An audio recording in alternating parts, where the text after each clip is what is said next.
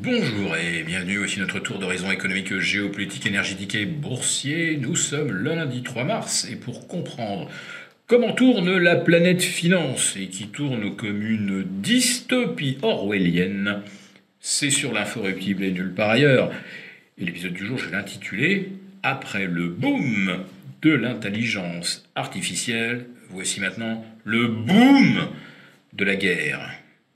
Oui, la guerre, il n'a été question que de cela tout au long du week-end et même vendredi soir après le clash entre Volodymyr Zelensky, Donald Trump, mais aussi le vice-président J.D. Vance qui l'interpellait sur les difficultés que rencontre l'Ukraine et surtout pour mobiliser. Et il fustigeait quelque part la conscription forcée des citoyens. Eh bien, depuis vendredi soir, le plan de paix de Donald Trump est effectivement, pour l'instant, à l'arrêt, sinon caduc. Quant aux Européens, alors eux, ils ont également un plan, mais qui n'est pas un plan de paix, non, c'est un plan de guerre, oui. Rentrons dans une économie de guerre. Préparons-nous à la guerre. Poutine veut nous faire la guerre. La guerre est quasiment inévitable d'ici 3 ou 5 ans. Il faudra que nous soyons prêts à faire la guerre et avec plus d'engins de guerre. Donc, l'Europe devrait se doter d'une véritable force de frappe financière pour muscler sa défense et porter cela de 3 à 3,5% du PIB européen. Et pour cela, on créerait un grand fonds pour justement développer nos industries d'armement.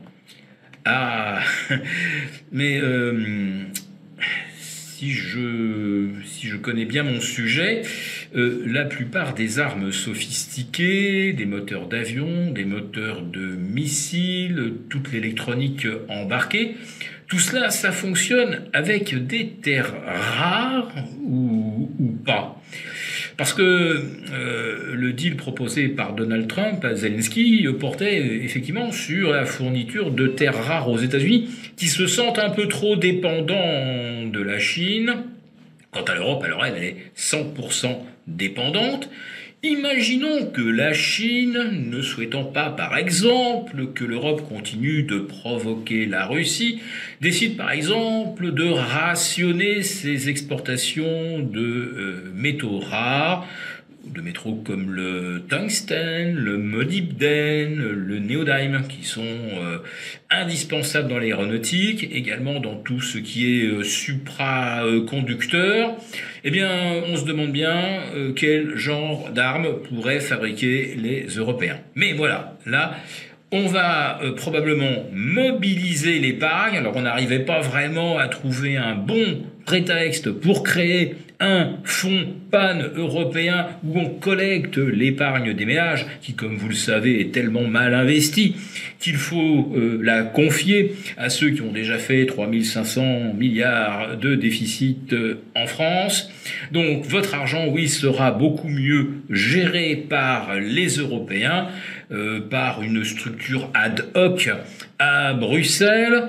À Bruxelles, d'ailleurs, où on continue de se demander où sont passés environ 50% des 150 ou 160 milliards qui ont été offerts à l'Ukraine.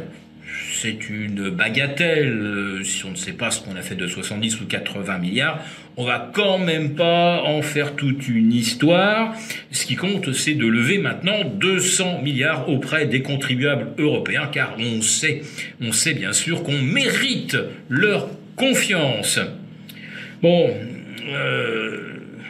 le mot guerre revient un peu trop souvent dans la bouche des dirigeants européens qui se vantaient en l'an 2000 d'ouvrir une ère de prospérité et de paix et de coopération avec la Russie, qui jusqu'à présent fonctionnait parfaitement.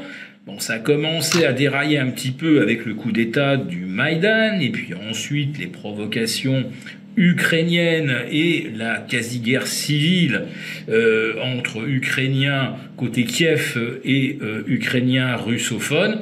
Et aujourd'hui, eh bien, on ne serait absolument plus capable de s'entendre avec Poutine, et surtout pas pour qu'il nous fournisse du gaz ou des terres rares, car cela, nous n'en avons évidemment nul besoin. Bizarrement, Donald Trump, lui, voudrait reprendre les échanges commerciaux avec la Russie, et ce qui l'intéresse surtout, évidemment, ce sont les fameuses terres et métaux rares. Mais nous, en Europe, nous avons maintenant notre credo. Trump n'est plus un allié fiable.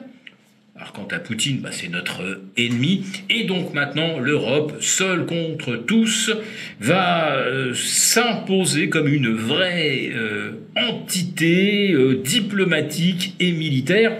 Et j'ai gardé le meilleur pour la fin, comme d'habitude.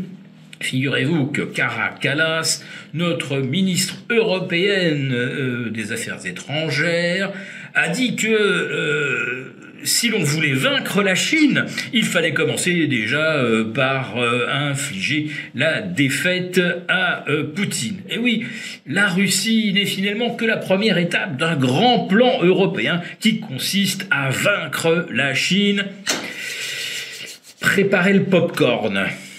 Pour vous remercier de votre fidélité, vous pouvez télécharger gratuitement, en suivant le lien ci-dessous, un guide complet sur l'achat d'or physique qui représente un investissement de choix en période économique incertaine et surtout d'inflation.